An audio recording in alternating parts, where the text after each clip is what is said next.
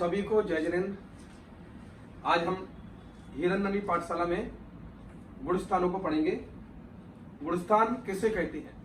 मोह और योग के निमित्त से होने वाले आत्मा के परिणामों की तारतम्यता या उतार चढ़ाव को गुणस्थान कहते हैं।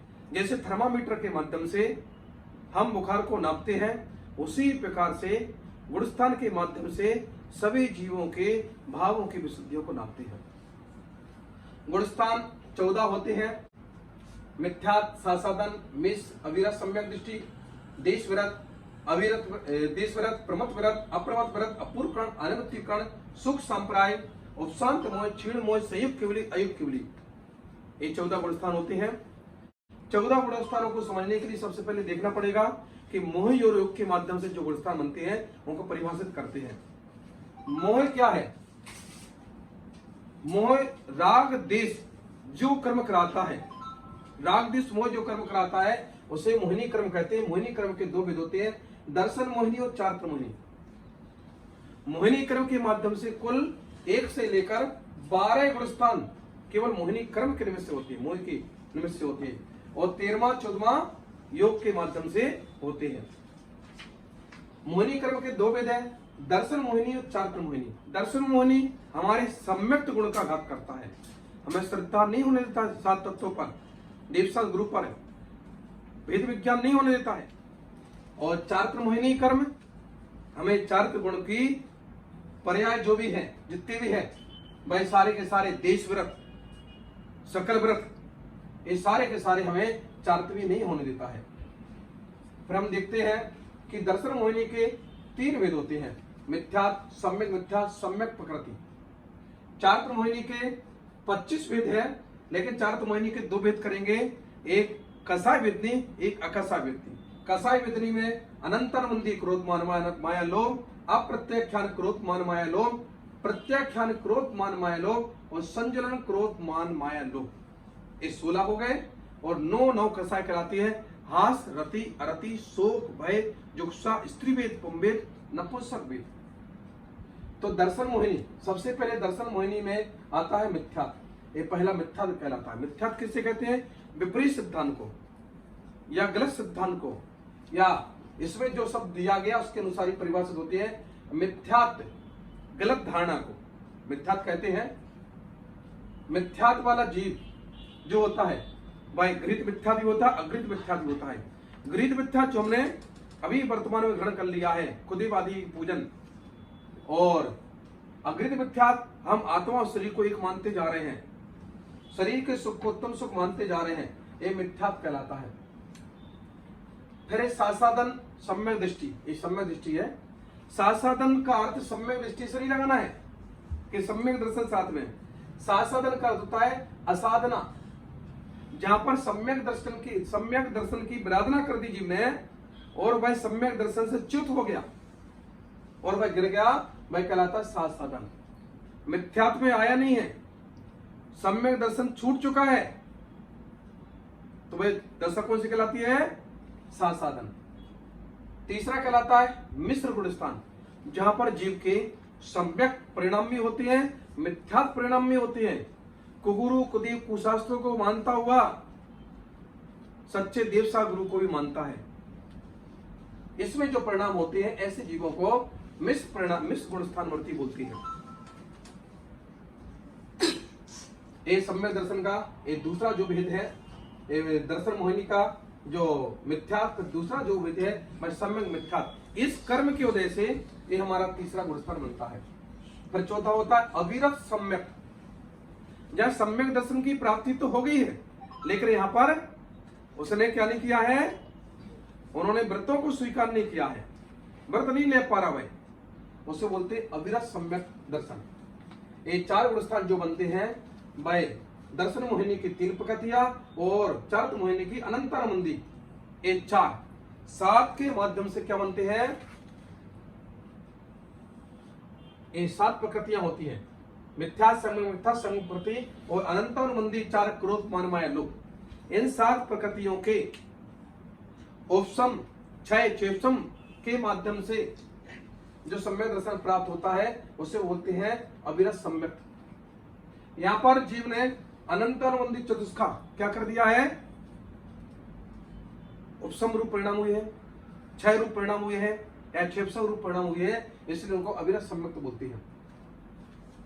जीव यहां पर केवल मिथ्यात्व प्रकृति के माध्यम से पहला गुण स्थान, सम्यक मिथ्या इससे तीसरा गुण स्थान, और अनंतानुबंधी का जब यदि उदय हुआ तो वह सीधा सम्यक से च्युत होता हुआ जीव दूसरे गुण स्थान में जाता है, तो उसके माध्यम से उदय से ये दूसरा गुण स्थान बनता है, बाद में वह सीधा मिथ्यात्व में जाता है। और जो सम्यक प्रकृति है यहां पर इनका तो क्या है, इनका तो अनुदय है और इसका उदय है, तो उसमें सम्यक दर्शन में बना रहता है, तो चौथा गुण स्थान कहा गया है। यहां पर अभी समझेंगे अपन लोग कि ये दो शब्द हैं, अविरत और सम्यक। अविरत अंत दीपक है, मतलब इसके पश्चात अविरत नहीं होगा। अंत दीपक आदि दीपक का मतलब होता है आपके घर में आपने यहाँ पर दीपक लगा दिया, आपके अंत तक प्रकाश जाएगा। अंत दीपक होता है, अंत में रख दिया तो शुरू में प्रकाश जाएगा, और बीच में रख दिया तो ये मध्य दीपक, चारों ओर प्रकाश आ जाएगा। तो अविरत जो है वह अंत दीपक है, और सम्यक दर्शन जो है वह आदि दीपक है। मतलब यहां से जीव सभी सम्यक दृष्टि होंगी। इसके पश्चात देश व्रत, इसको संहिता संयत भी बोलते हैं और संयमा संयम भी बोलते हैं। यहां पर जीव ने व्रतों को स्वीकार तो किया है, लेकिन वह अवृत्ति भी है। स्थूल पापों का त्याग कर लिया है, लेकिन सूक्ष्म पापों का त्याग नहीं किया है, तो उसे देश व्रत बोलते हैं। यहां पर अप्रत्याख्यान कसाय का अभाव के माध्यम से, अनुदय के माध्यम से एक गुण स्थान बनता है। फिर प्रमत्त व्रत, यहां से सब श्रावक थे, यहां से पहले से लेकर ये सब क्या है, ये सब श्रावक है, पांचवें गुण स्थान तक श्रावक की कैटेगरी। उपचार से आरिका माता जी को महावृत्ति कहा गया है, तो आरिका माता जी भी पांचवें गुण स्थान तक आएंगे, पांचवें गुण स्थान में आएंगी। जितनी भी वस्त्रधारी है सब इसमें आएंगे, और छठे गुण स्थान से मुनि अवस्था प्रारंभ होती है। यहां पर प्रमत्त व्रत में जीव का प्रत्याख्यान कसाय का तो अनुदय हो गया है, लेकिन संजुलन कसाय का तीव्र उदय है, और यह गुण स्थान बनता है प्रमत्त व्रत। प्रमाद क्यों कहा गया है, क्योंकि संजुलन कसाय का तीव्र उदय है, इसलिए प्रमाद अवस्था बताई गई है। सातवां गुण स्थान है अप्रमत्त व्रत। यहां पर संजलन कसाय का, केवल संजलन कसाय का मंद उदय होता है, प्रमाद की अवस्था यहां पर नहीं रहती है, इसलिए इसका नाम हो गया अप्रमत्त व्रत। जीव वर्तमान में पहले से सातवें गुण स्थान तक ही है। सातवें गुण स्थान व्रती के दो भेद बताया गया है, एक सो स्थान और एक सातिशय। सो स्थान जीव वाला छठवां सातवां गुण स्थान झूले की तरह झूलते रहते, छठवां सातवां इस प्रकार मुनिराजे झूले के समान उनके गुण स्थान में चलते रहते हैं। लेकिन सातिशय वाला जीव जब सातिशय में आता है तो वह श्रेणी मारता है। श्रेणी उपसम और छपक श्रेणी दो प्रकार की होती है। मोहिनी कर्म जो बचा हुआ है उन प्रकृतियों का, क्योंकि 7 प्रकृतियों का आपने 6 उपसम 6 उपसम कर दिया है। 7 प्रकृतियां कौन कौन सी हो गई,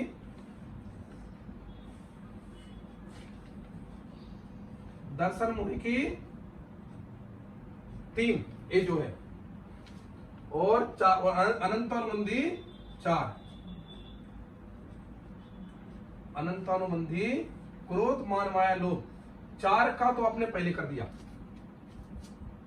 अब यहां पर जीव श्रेणी मारता है, और श्रेणी मारने के लिए क्या करता है, श्रेणी मारता है, और श्रेणी मारने के लिए शेष जो मोहिनी कर्म की प्रकृति बची हुई है 21 प्रकृतियों का उपसम या क्षय करते हुए भाई क्षय करने के लिए वह आगे बढ़ता है। सातिशय वाला जीव अभी नीचे नहीं आएगा, भाई ऊपर ही जाएगा। भाई सातिशय वाला जीव कहां पर आएगा, आगे गुण स्थान में भाई चढ़ेगा। अपूर्वकरण गुण स्थान क्या कहलाता है, जहां अभी तक जीव के ऐसे परिणाम नहीं हुए, इस गुण स्थान में जीव के अपूर्व भाव होती है। अपूर्व कर्म में वह कोई भी कर्मों का क्षय नहीं करता है, यहाँ पर केवल निर्जा करते हैं यहाँ पर गुण संक्रमण जो मोहिनी कर्म है, जो अशुभ प्रकृतियां हैं, अशुभ प्रकृतियों को क्या करता है यहाँ पर? शुभ रूप गुण संक्रमण। असंख्यात गुण श्रेणी निर्जरा, यहाँ पर जो निर्जरा असंख्यात गुणी होने लगती है। अनुभव खंड, जो उसका जो अनुभव है, जो उसको फल देने की शक्ति है, उसका भी खंडन हो जाता है। और स्थिति खंडन, जो कर्म अधिक समय के लिए बंधा है तो यहाँ पर स्थिति का भी खंडन हो जाता है। इस प्रकार उस कर्म को मोहिनी कर्म के लिए क्या करते हैं? वह कमजोर करता हुआ गुण संक्रमण, असंख्यात गुण निर्जरा और अनुभव खंडन, स्थिति खंडन के माध्यम से केवल यहाँ पर कर्मों का क्षय नहीं किया है, वहां पर उसको निर्जरा करते हुए उसके लिए कमजोर कर दिया है। अनिवृत्तिकरण, अनिवृत्तिकरण में क्या किया जीव ने? 20 प्रकृतियों का उपशम या 36 प्रकृतियों का क्षय करता है। यहाँ पर 20 प्रकृतियां कौन हो गई? 20 प्रकृतियां हो गई। एक तो नौ कसाय, 9 हो गई। उसके पश्चात अप्रत्याख्यान, प्रत्याख्यान और संजलन, लोभ को छोड़कर ये 20 प्रकृतियां होती हैं। इनका क्षय या उपशम करता है जीव, तो वह आगे बढ़ता है।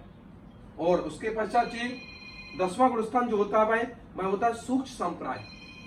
यहां शेष प्रकृतियों का केवल संजलन, लोभ को छोड़कर शेष प्रकृतियों का क्या हो गया है? उपशम या क्षय हो चुका है। 10वें गुणस्थान में जीव सूक्ष्म संप्राय अर्थात संजनन लोक का भी क्या करता है? उपशम या क्षय। जब जीव उपशम करता है तो उपशांत मोह में जाता है, और जब वह उसका क्षय करता है तो वह क्षीण मोह गुणस्थान कहा जाता है। क्षीण मोह में मोहिनी कर्म पूर्ण क्षय हो जाता है, और यहाँ पर केवल मोहिनी कर्म दबा हुआ है। और जब मोहिनी कर्म को दबा दिया तो क्या होगा? मोहिनी कर्म उदय में भी आएगा। उदय में आएगा तो ये जीव नियम से नीचे गिरता है 11वें गुणस्थान वाला। लेकिन 12वें गुणस्थान में जो जीव आ गया है वह सिद्ध ही बनेगा।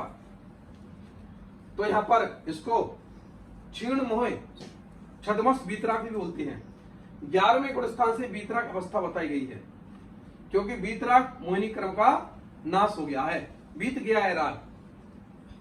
फिर 12वें गुणस्थान में एक चीज होती है कि यहां पर अपने मोहिनी कर्म का तो घात कर दिया है, लेकिन 3 कर्म और बैठे हुए हैं घातीय कर्म। कौन कौन से? दर्शनावर्णी, ज्ञानावर्णी और अंतराय।